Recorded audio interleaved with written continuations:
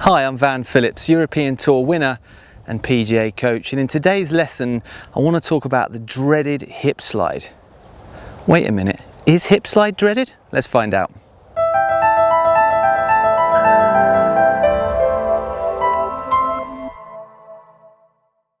Okay, the dreaded hip slide then. Well, let me tell you, without lateral motion in a golf swing, you're not going to be a very good ball striker. Now, that may be in contrast to what you heard, or maybe what you've even been taught, but it's really more key when we talk about lateral motion. We talk about when it's happening, and I think this is an important misconception that people get confused with. So it's not so much should we move, it's a definite. Let me tell you, let's get things right from the beginning of this video.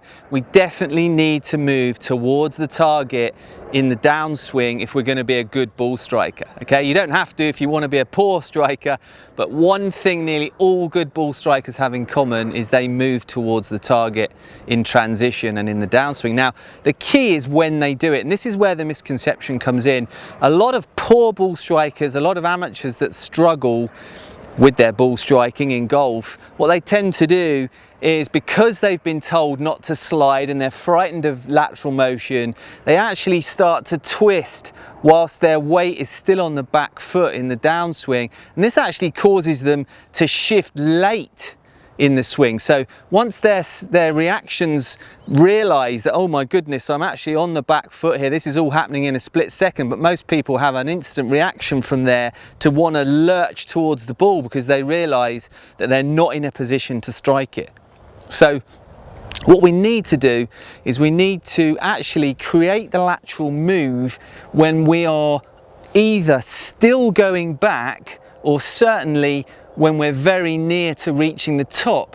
There needs to be a very definite lateral shift towards the front foot. Now, once we create that shift early, and that's the key, when we create the shift early, we're now in a very stable position. If you like, we've sort of, well, we haven't quite posted up on the lead side yet, but we're certainly in a position now to post up on that lead side and then actually start to rotate efficiently. It's very hard to rotate efficiently when we're on the wrong leg. We need to be on the target side leg in order to rotate in a stable, efficient manner, and that's the key. So let's get clear on this, okay? We need to shift, but we need to shift early. Now, we can feel like we're shifting actually when the arms are going back. It's just the same as if we were going to throw something.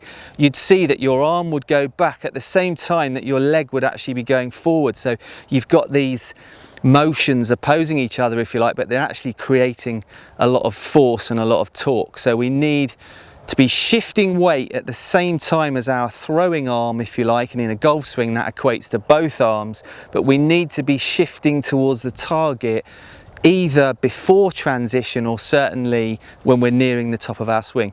If we shift late, that's when all the trouble occurs. Okay, let's have a go. I'm at the beautiful PGA Catalunya resort in Spain right now. I'm on the 8th hole. Great par 3.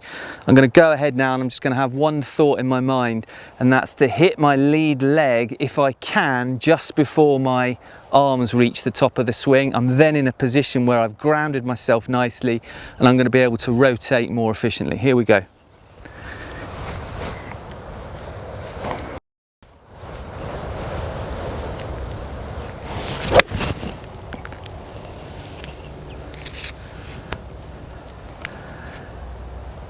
Beautiful solid strike there. Just try to sense, and this is something that I struggled with my whole career because I wasn't taught this. I wasn't taught effective dynamic movement. I've had to learn this quite late in life. So I won on the tour despite of my technique, not because of it. I'm actually a better ball striker now than I ever was, and it's because I apply these proven dynamics in my swing. It can definitely help you too. Hope you're enjoying these videos. Please hit the subscribe button, and as I say in every video, please head over to my website.